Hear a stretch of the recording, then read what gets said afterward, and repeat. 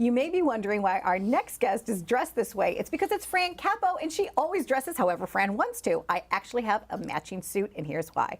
Welcome to the show, Fran Capo. Hey, Donna. Well, you know, I am so excited about talking about this next adventure that if people do, you were there with me. I was there with you. Okay, so just to let everybody know, it's an adventure called Zero G. And the cool thing about it was, like, at the last minute, I called Donna. I'm like, Donna, I'm going to be floating like an astronaut, weightless in space. It's the only place on Earth where you can do this outside of going to outer space. And she's like, I'm there. You didn't even, like, know what I was going to say to you. Yes. And so, because maybe, Fran, when you swim with sharks, maybe not. When you bungee, when you zip line, okay. Bungee cord, okay. But like going upside down, okay, possibly. Although I was on the ground waiting for you. But there's certain adventures that you've written about in all of your books and all types of things. There's certain things I would do, like maybe sleeping in the ice castle with you. I would do that one. You would do. Right. So there's certain things, but this one I would do. But certain things, you know, there's just no way I would do. This was cool though, and yes. Even though I didn't get to go up with you, next time you do it, I perhaps will. So tell us what happened. This is Zero G. Zero G. Okay, so what it stands for is zero gravity. Okay.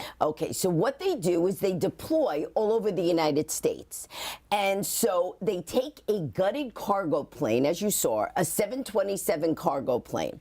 And first they give you a little bit of training and they tell you what you're allowed to eat, what you're not allowed to eat, no citrus foods, because the nickname for the Zero G plane is the vomit comet. Got it. Okay, and so what happens is you get in, and there's about 40, 50 people. They do a training, and you have a light breakfast that they give you, a buffet. They give you these flight suits, and originally, you know, the name tag is upside down because you're a virgin, you know, flying weightless before.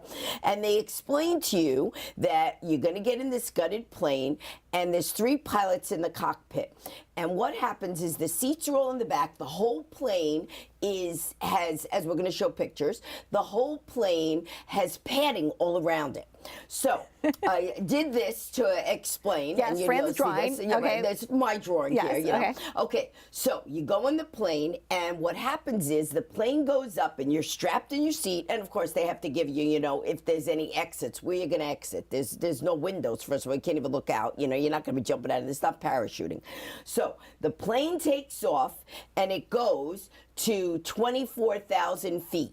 When it gets to 24,000 feet, everybody unbuckles. Then they have you lay according to your color socks, and they were blue, gold, and silver. And you lay in different zones of the airplane. You're each assigned a coach.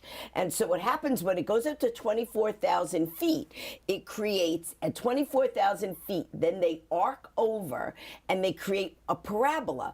And it goes from 24,000 up to 34,000 feet, and then it comes back down.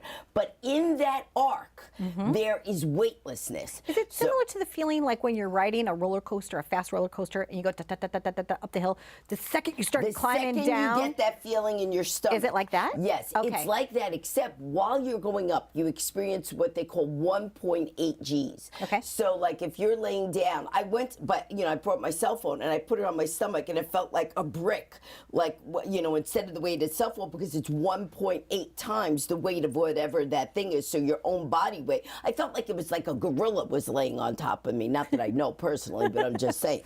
All right. So then what happens is, and to get you used to it, they do it at different levels depending on the arc. So when they go up at 24,000 feet and arc over, the first time what they do is what they call Martian weight. Okay. And so Martian weight is 1/3 your body weight. So when it's 1/3 your body weight, so if you weigh 150 pounds, you weigh 50, I'm not good at math. All right, so let's say you weigh 100 pounds, you're 30 pounds. A lot more. No, you're 30 pounds. You're only 30 pounds you weigh. So you could go like this and like do a push-up, and you could go up. Then the next one they do is lunar weight. So you're only 1/6 your weight. This is a good way to lose weight, except you have to be up there forever. Okay, so now you're 1/6 your body weight, and you hear the guy going, ready, ready, ready, and as you do the parabola, all of a sudden, you're bound by gravity, and then the next second, you're not. you just like start to like just like float up. And the weird thing is, it's not like water. There's no resistance. So if you like just push off of something, you kind of float in that direction. But it's not like if you're aiming towards something that you could, you can't do anything. So someone could just grab you by the foot and just redirect you like a balloon.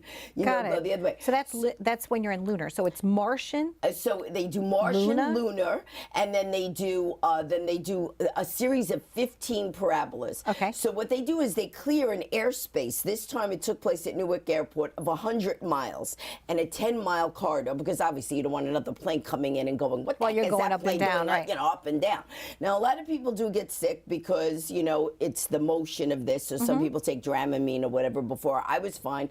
And so when you're doing it, each time you get 30 seconds. So you're doing 15, so you're getting 8 minutes of float time. Fun. Did you love it? No, I didn't vomit, but they do give you a No, I throw said, was bag. it fun? Did you love it? Oh my God, love it. Okay. It was Donna, I'm telling you, they shot Apollo 13 there.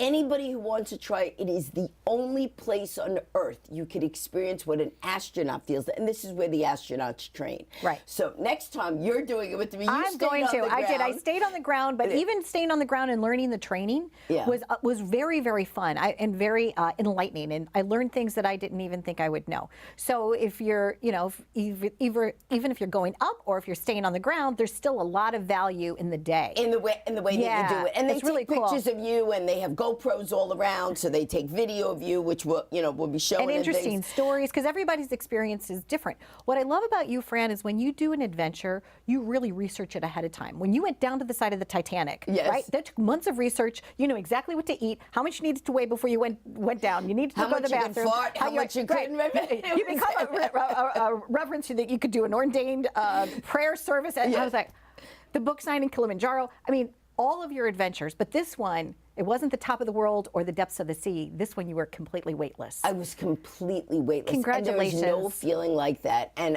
all I will say is, I'm waiting, doing my next adventure. Be happy to talk to you about it. Yesterday, I was a zombie, and I think you'll get a kick out of this real quick. Okay. So, because my husband, just like you, never knows what to expect, he called me up and he said, what are you doing? I said, I can't talk to you now. I'm researching how to kill a zombie. He goes, why? I said, because I have to kill one on Sunday. Yep. So, that's how my life is. You just never know what adventure I'm going to be doing. I know the next one I want to rappel down a volcano in Iceland, but I have to do some research on that. Okay, but I would put a maybe on that. Okay. And I'm headed to Nova Scotia for the Wharf Rally. So you never know. Going here, there, and everywhere. I got you to eat fire. You did it, yes. But I'll only do that once because my singing voice, I was afraid after I ate the kerosene that I wasn't going to be able to sing ever again. Because you can feel a little bit of... You do. But then what we did was, remember, we went to that woman and we got the the detoxing foot thing. So our feet came out black. We're like, oh, there's the smoke.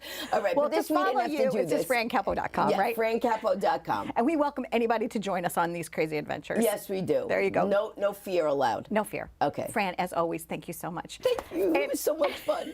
And this really is our real life. Like, yes, I do this talk show, and yes, I have a beautiful family, but I also have the most eclectic group of friends. And if you want to go on an adventure with us, please go to francapo.com. Stay tuned for more on Live It Up.